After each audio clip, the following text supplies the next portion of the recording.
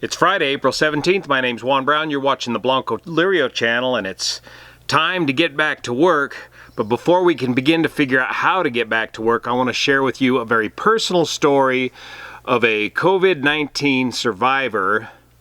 A friend of ours in the local flying association came within an inch of his life with the COVID-19 virus in New York City. He was reluctant to go on camera and explain his story, but I want to paraphrase his story for you here today. First, the numbers. Worldwide, the number of deaths from COVID-19, 149,000. Here in the United States, we're approaching 29,000 total deaths here in the United States, which still puts us on track for the IHME estimate of about 68,841 deaths total by 4 August, assuming social distancing stays in effect through May. 5.2 million more folks applied for unemployment last week, bringing the total up to 22 million folks applying for unemployment benefits. So now on to Al's story. Al is a local pilot in our flying club. He's been living here in our local area, Nevada County, for about 5 years now. By the way, our county, is much like 30% of the country, has very little impact from the COVID-19 virus. We've had 34 cases and 1 death, and that's been static for over a week now.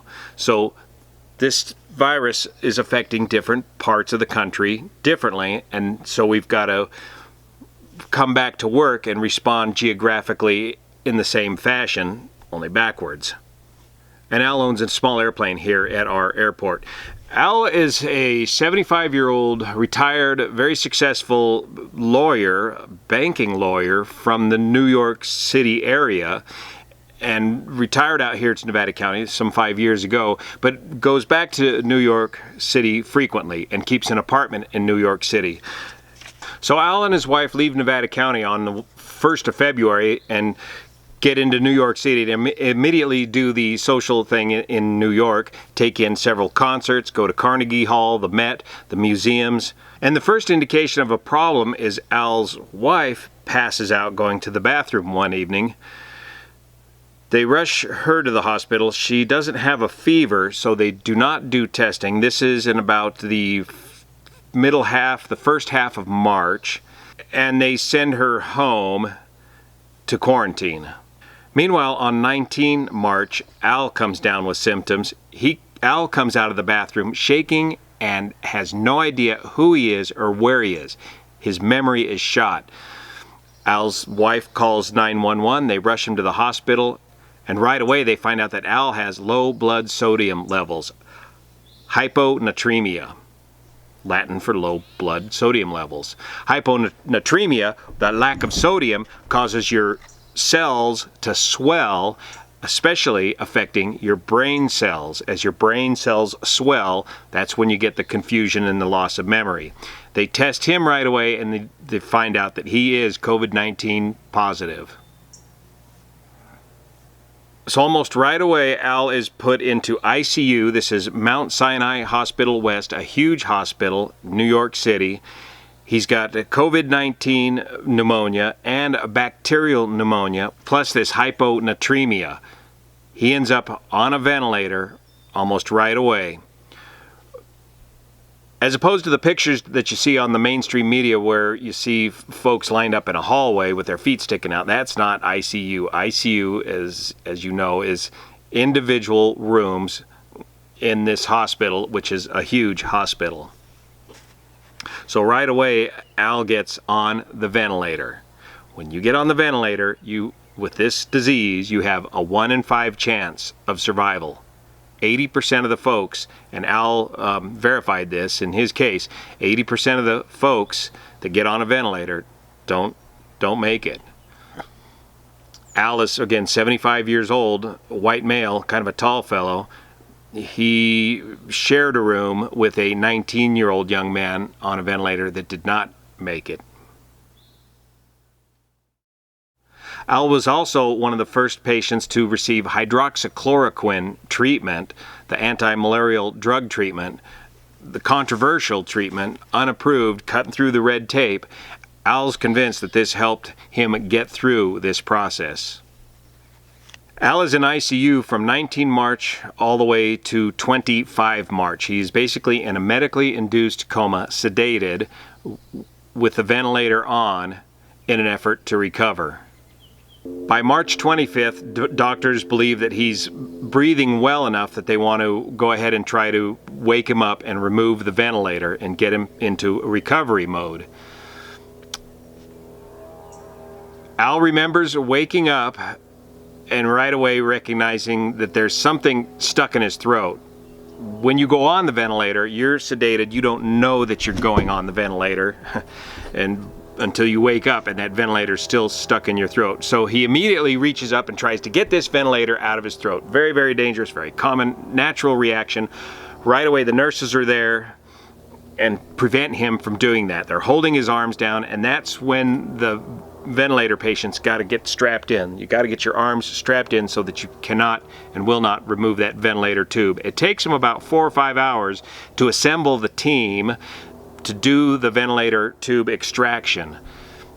The team is very busy with all these other patients, and it takes them that amount of time to get it together. By the way, Al is very impressed with the professionalism and the quality of care that he got throughout his entire treatment process here at Mount Sinai Hospital West.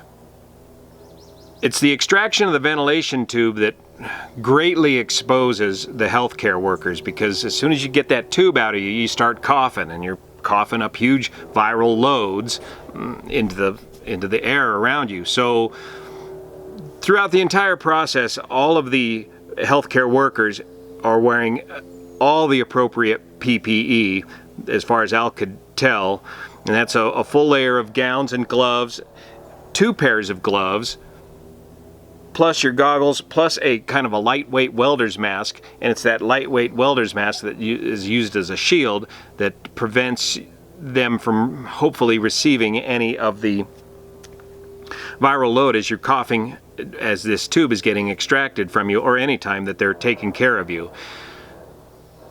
An incredible risky maneuver for folks to be working in these environments, and Al said that again, he was very impressed with the professionalism of the crews that were working on him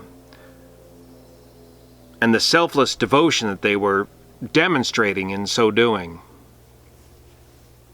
So once they get the team in place, the tube comes out relatively quickly and easily.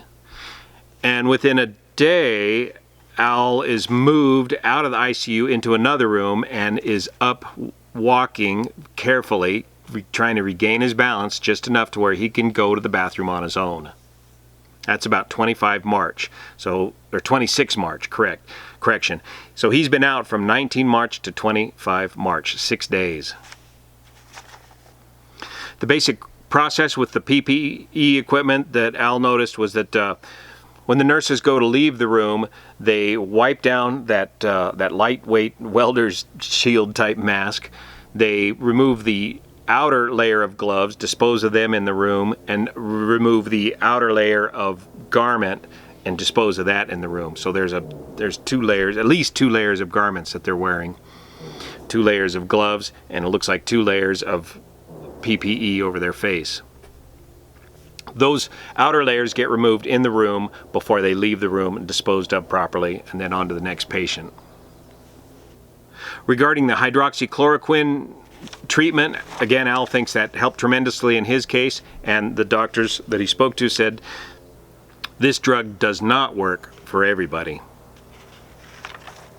So now Al is up and awake, and this is where he says you need an incredible amount of patience to get through this process from here on, now that you're conscious and stuck in the hospital with nothing to do.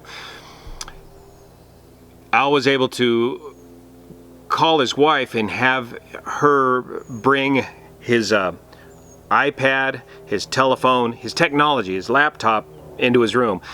She can't bring it into his room. There are no visitors allowed at all, ever, in any of this situation. So the stuff that you want is delivered, I guess, out to the front of the hospital through security, and then brought in through the hospital and where you can begin to use it. Now with your technology at hand, Al is able to connect back with the world, the rest of the world, while stuck in a hospital bed, and things go much smoother from there. On the 3rd of April, Al was released from the hospital, so he's been there since the 19th of March, and he's told to quarantine for at least 7 more days, and that's where he's still quarantined today in his apartment in New York City, where he says everybody is stuck in their apartments in New York City. The streets are virtually empty.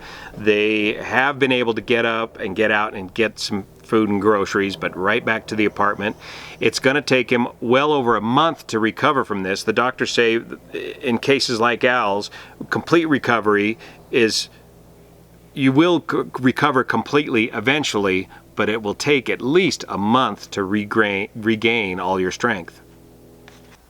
In the end, Al wanted to leave us with this final thought on his COVID-19 journey. All the folks that worked on him represented all the different minority races that make up the population of New York City, and in Al's mind, represented a successful civil rights story. And he reminds us that we're all in this together. Thanks for your support. I'll have more on this and more aviation news soon. See you here.